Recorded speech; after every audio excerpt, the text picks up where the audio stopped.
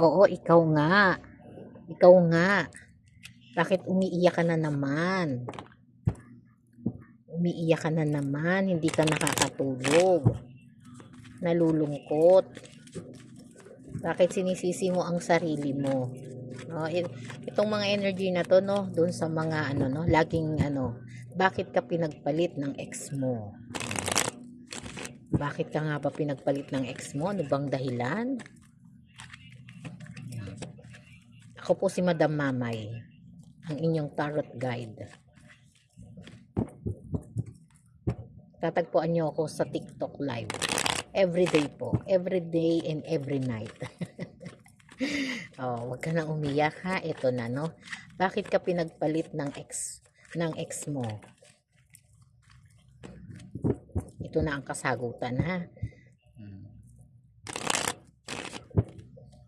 Okay, kanino kayang energy to, no? Welcome to sa lahat ng ano ha, ng gender. Okay po, magandang ano po, no? Magandang tarot. Sige po, no? Two of Wands. Naku, ang bigat ng energy, no? Na talagang ito yung mga pinaasa, no? Pinaasa, pinangakuan, pinaiyak. Nako naman, no? Pinaasa na, pinaiyak pa, pinangakuan pa, no? Gusto mo pa tuparin. Eto po yun, ha? Dito no sinasabi, no, bakit ka pinagpalit ni ex? No? Bakit ka nga ba pinagpalit ni ex? No, dito nakikita natin si ex ha, na habang kayo, no, habang kayo'y masaya, habang kayo'y magkasama, habang kayo'y nangangarap ng mga masasayang alaala ng inyong relasyon, no, ay talaga namang si ex ay talagang meron na rin na parang ito'y mga energy ng pinagsabay, no, pinagsabay, hindi alam, no, ito yung mga energy na yon. Kaya talagang sa ngayon happy nang hahawakan mo pa rin na babalik sa'yo si ex, no?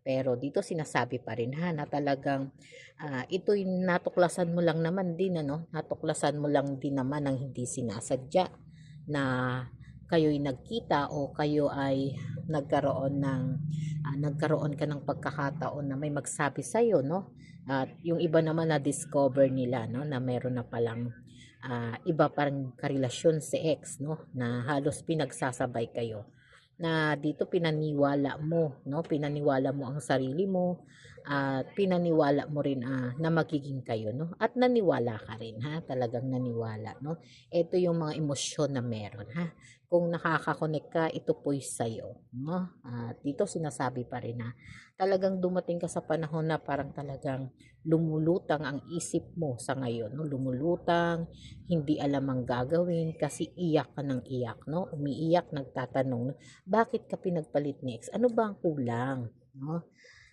Dito sinasabi pa rin na napaka masyadong struggle ang pinagdaanan mo, no? At ang daming isipin, no? Ang daming isipin. At ang daming paghihirap, no, ng emosyon nung nalaman mo, no, na kayo pala'y pinagsabay, no? Pinagsabay na talagang 'pag nakikipag-date sa'yo, no, kaya pala laging nagmamadali, no? Kaya pala pagkausap mo, no, ayaw mag-video call dahil may kasama na palang iba, no? Na yun yung mga natutuklasan mo na talagang parang ang bigat, bigat, bigat ng puso mo, no? Parang dinadagan na ng pitong ewan, no? Dito talagang nahirapan ka, nasaktan ka, no? At umiiyak ka talaga lagi, no? Lalo na sa gabi, no? Parang halos ayaw mong ipikit ang mga mata mo dahil lagi mong naaalala, no? Naaalala si ex at lagi mong tinatanong ang sarili mo, bakit? Bakit ako pinagpalit ni ex, no? Dito sinasabi pa rin ha na talagang dumating ka sa panahon na talagang naging tapat ka naman sa kanya, no? Naging tapat yung pagmamahal na ibinigay mo sa kanya, naging patas ka sa lahat ng oras, no? Kumbaga binibigay mo naman sa kanya, no? Pinaniwala ka na talagang ikaw lang at wala nang iba, nag-iisa ka lang, no? Sa buhay niya. Yun yung mga ah, ilusyon, no, imagination na nasa isip mo, na talagang doon sa imagination mo talagang lumalawak ang isip mo na talagang naniwala ka na ikaw na talaga, no? Ikaw na talaga ang pakakasalan niya, ikaw na talaga ang mas tama para sa kanya, pero nagkamali ka, no? Doon dumating sa panahon na talagang nagkaroon ka ng desire sa puso mo, no? Na nung nalaman mo, no, na bakit ka pinagpalit ni ex, no? Bakit ka nga ba pinagpalit ni ex? Dahil dito po, no, sa sa pagiging ano niya, no, sa pagiging abusado niya, no. Talagang hindi po ikaw ang may problema, ha. Ang problema po talaga ay siya, no, dahil gusto niya po ng masayang buhay, no. Parang iyan yung kahinaan niya. Yun yung kahinaan niya sa buhay niya na parang hindi niya kayang maging tapat sa iisa, no, sa iisang person. Kaya pinagsasabay niya po talaga, no. At yun yung mga bagay na talagang parang feeling mo, no, hindi na naging maayos, no, hindi naging tama, hindi naging patas, no. At dito dumating sa panahon na talagang dumating ka dito, no, sa Three of Pentacles, no. Sa Three of Pentacles na nagkaroon ng mga parang love triangle, selos, no, na pag magkasama kayo, nagmamadali siyang umuwi, no. Pag magkausap kayo, pag nagbi-video call, ayaw niya mag-open ng cam, no, ayaw niya mag-open ng cam, no. Tapos pag nagme-message siya, yun yung mga bagay na parang lagi niya ring iniiwasan, no. Pero yun talaga yung mga sitwasyon na parang gustong-gusto mong magkaroon kayo ng mahabang oras, no. At gustong-gusto mo lagi sana siyang kausap, kasama, no, kagaya ng ginagawa niyo dati. Pero ang laki po ng pinagbago niya, no, dahil may hinahanap po siya, no, sa iba, na hinahanap niya sa iba, na gustong-gusto niya talaga parang ikinukumpara kayo sa isa't isa, no? Parang ikinukumpara, yung sinasabing select and select, no? Parang collect and select, dun po pumapasok yan, ha? Kaya dumating sa panahon na parang pinagsabay kayo ni person mo, no? At dito sinasabi pa rin, ha, parang sabi nga niya dito, no, mas gusto daw niya yung babaeng makwento, no, na hindi ka naman makwento. Mas gusto niya yung babaeng malakas tumawa na hindi ka naman malakas tumawa. Mas gusto niya yung babae na sinasabi niya na parang game na game, no, sa lahat ng gusto niya, no, na ikaw hindi naman ganun ka-game dahil parang mas pinapahalagahan mo yung moral mo, no. Kaya yun yung mga sitwasyon na parang doon doon ka parang doon lumamang yung ano mo, no,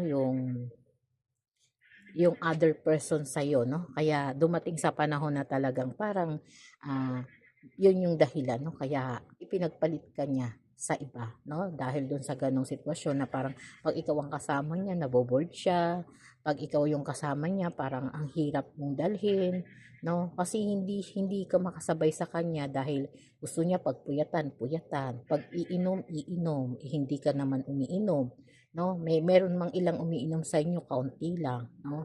Pagka gustong manigarilyo, hindi ka naman naninigarilyo, yung yung other person naninigarilyo, kaya parang hindi siya nag-enjoy, no, parang na-bored siya sa iyo, no. Kaya yun yung dahilan, no, pero wag kang mag-alala, ano man ang maging sitwasyon, no, ano man yung maging desisyon, pansamantala lang naman yung paghihirap mo, pagtitiis mo, yung iyak mo, no.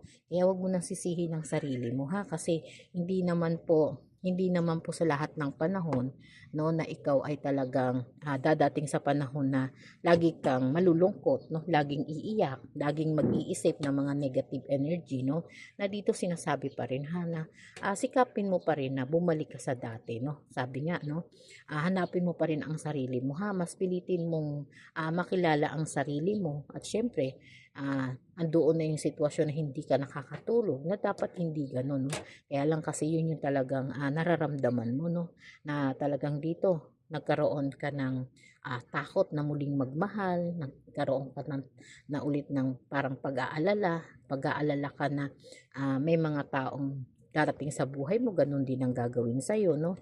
Pero dun, wag kang matakot dun sa ganung sistema, ha, dahil hindi naman po lahat, no, hindi naman po lahat ganun ang magiging sistema ng karelasyon, no. Dito dasa-dasa, no, sabi nga dito, no, lilipas din, ha, at magkakaroon ka ng good harvest, no, na dito sinasabi darating din yung araw na magiging masaya ka, no? Dahil bakit?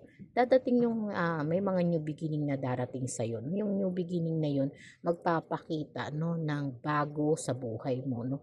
May darating sa buhay mo na tatanggapin ka kahit ano ka, no? Kahit na sabihin mo medyo naboboard sila sa no? May mga tao talaga, may lalaking darating sa o may babaeng darating sa o may person na babalik sa dadating sa buhay mo na possible na iyon na yung maging ano mo ha, future and husband and wife mo na nandoon na po no yung mga new beginning na yon no na nagkataon lang na hindi lang talaga sila ang sapat no, hindi lang talaga sila ang tama ah, tama para sa iyo no, kaya bakit ka nga ipinagpalit dahil yun talaga yung gusto niya no, yun talaga ang pinili niya sa sarili niya no? Kaya huwag mo nang sisihin ang sarili mo ha. At kumbaga okay na yung umiyak, iyak ka na no. After ng iyak, kalimutan na para makagkaroon ng mga bagong energy no at magkaroon ng mga new beginning at mahanap mo rin ang sarili mo at tama para sa iyo ha. Okay po, marami pong salamat. Thank you.